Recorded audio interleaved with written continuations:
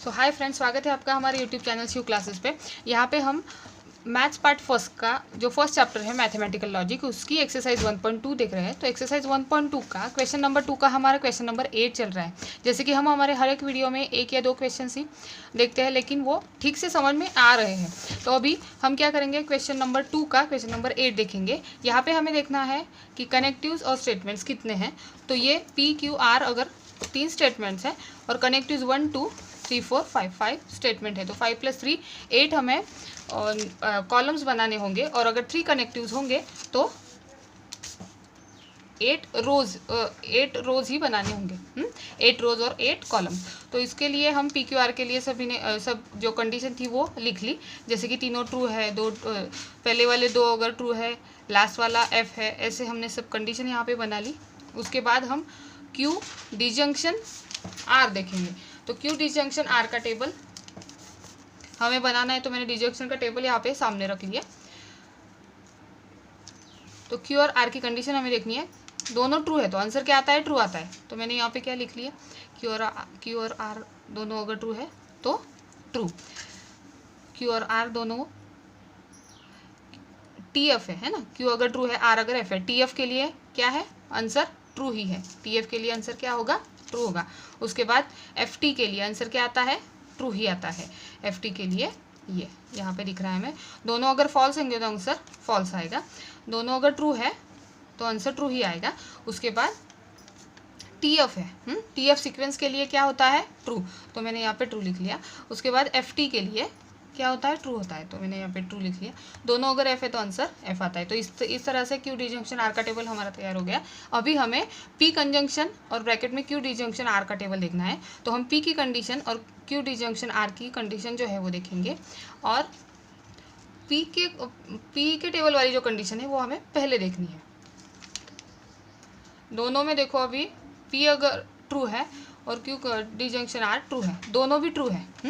ये टेबल और ये टेबल, इन दोनों टेबल पे हमें ध्यान देना है। अभी P और Q डिजंक्शन R के दोनों ट्रू है तो आंसर क्या है अपना, ट्रू है। दोनों अगर ट्रू है तो आंसर ट्रू है। ये डिजंक्शन का टेबल भी हमारे सामने है। उसके बाद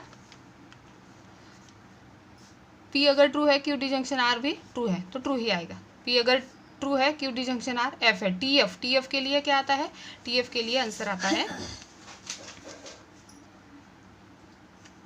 ट्रू। TF के लिए आंसर अपना F आता है। अभी F और T के लिए आंसर ट्रू ही आता है।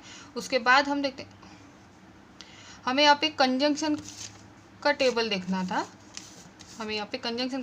था।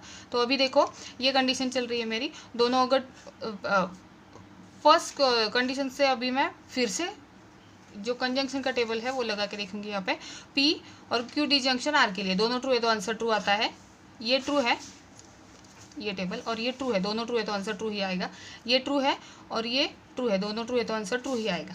ये कंजंक्शन के टेबल में हम देख रहे हैं। उसके बाद ये ट्रू है P की कंडीशन, और ये Q डिजंक्शन R की F है। TF के लिए आंसर क्या आता है, F आता है। उसके बाद FT के लिए आंसर F ही आता है। उसके बाद F और T के लिए आंसर क्या आता है, F आता है ये। उसके बाद F और T के लिए आंसर क्या आएगा अपना, F ही आएगा। P अगर F है, Q डिजंक्शन R अगर F है।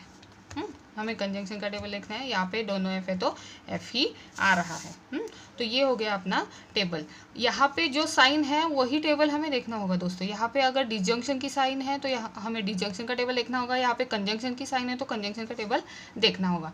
अभी उसके बाद P कंजंक्शन Q हम देखेंगे। तो P कंजंक्शन Q के लिए क्या, जैसे कि अभी इसके बाद की कंडीशन ये है ना, P कंजंक्शन Q, तो वो हम यहाँ पे ले रहे हैं।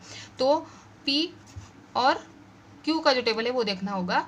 और कौन सा ट्रुथ टेबल यूज़ करना है हमें, कंजंक्शन का, क्योंकि यहाँ पे साइन कौन सी है, कंजंक्शन की है। तो अभी P और Q अगर दोनों भी ट्रू है तो कंजंक्शन के टेबल में क्या आता है, ट्रू आता है। उसके बाद P और Q अगर दोनों भी ट्रू है तो क्या आता है, आंसर ट्रू ही आता है। P अगर ट्रू है, Q अगर F है तो आंसर क्या आता है, F ही आता है। P अगर ट्रू है, Q अगर F है, आंसर क्या आता है, F ही आता है। FT के लिए आंसर क्या आता है, F आता है। FT आंसर F ही आएगा FT के लिए। जो है वो सब हमारे सामने है और वही देख के हम सॉल्व कर रहे हैं। उसके बाद P अगर F है, Q अगर F है, दोनों भी F है, तो F के लिए क्या होगा, आंसर क्या आएगा, F ही आएगा। दोनों F है तो आंसर क्या आएगा, F ही आएगा। इसी तरह से हमने P कंजंक्शन Q का टेबल भी सॉल्व कर लिया। अब हमें P कंजंक्शन R का टेबल सॉल्व करना है, क्योंकि उसके बाद की कंडीशन ये थी P कंजंक्शन R। तो ये P ट्रू है और R क्या है, ट्रू है, दोनों ट्रू है तो आंसर ट्रू आएगा। TF है, TF के लिए आंसर क्या आएगा, F आएगा। ये P और R की अलग अलग कंडीशन बताने के बजाय मैं डायरेक्ट सीक्वेंस पढ़ रही हूँ। जैसे कि TF के लिए क्या होता है, F होता है कंजंक्शन के टेबल में, तो यहाँ पे F आ रहा है, दोनों ट्रू है तो आंसर ट्रू ही आएगा। एक T है और एक F है, TF के लिए F ही आएगा, FT के लिए F ही आएगा। यहाँ पे देखो FT के लिए क्या है कंडीशन, F ही है।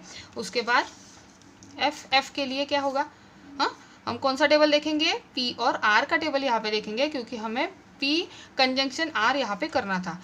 P और R दोनों भी F है तो आंसर F आता है। P अगर F है, R अगर ट्रू है तो क्या आता है आंसर, F ही आता है। उसके बाद P अगर F है, R अगर F है, दोनों भी F है तो आंसर क्या आएगा, F ही आएगा। इसी तरह से हमारा P कंजंक्शन R का भी टेबल सॉल्व हो गया।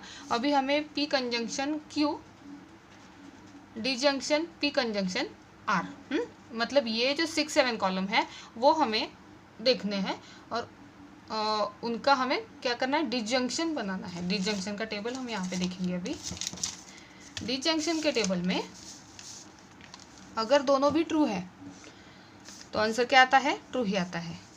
T और F है तो आंसर ट्रू आता है, तो मैंने यहाँ पे ट्रू लिख लिया। FT के लिए आंसर क्या आता है, ट्रू आता है। डबल F के लिए आंसर क्या आता है, F आता है। उसके बाद फिर से डबल F है तो आंसर F ही आएगा, फिर से डबल F है, आंसर F ही आएगा। Double F F। इसी तरह से हमने क्या कर लिया, ये जो P कंजंक्शन और ब्रैकेट के बाहर डिसजंक्शन है, ब्रैकेट में P कंजंक्शन R है, ये भी कंडीशन हमारी हो गई लिख के। अभी हमें क्या करना है कि कॉलम नंबर 8 से कौन से कॉलम की एंट्रीज मैच होती है या आइडेंटिकल है वो देखनी है। तो कॉलम नंबर 5 और 8 ये दोनों जो कॉलम है वो आइडेंटिकल है, उनकी जो एंट्रीज है वो सभी सेम है, इसलिए मैंने यहाँ पे लिखा the entries in the column 5 and 8। 5 and 8 क्या है, उसकी एंट्रीज आइडेंटिकल है। उसके बाद अभी ये जो P कंजंक्शन और ब्रैकेट में Q डिजंक्शन R है, ये equivalent to P conjunction Q disjunction bracket में P कंजंक्शन R। मतलब ये क्या हो रहा है, इक्विवेलेंट कंडीशन हो रही है, क्योंकि लास्ट वाले कॉलम से 5th वाला कॉलम क्या कर रहा है, आइडेंटिकल हो रहा है। इसी तरह से हमारा ये जो क्वेश्चन नंबर एक्सरसाइज 1.2 का क्वेश्चन नंबर 8 हो गया दोस्तों। अब हम हमारे नेक्स्ट वाले वीडियो में क्वेश्चन नंबर 2 का ही एक्सरसाइज 1.2 का क्वेश्चन नंबर 2 का क्वेश्चन नंबर 9 देखेंगे दोस्तों। वीडियो अगर अच्छा लगा होगा तो लाइक शेयर सब्सक्राइब ज़रूर कीजिएगा। Thank you.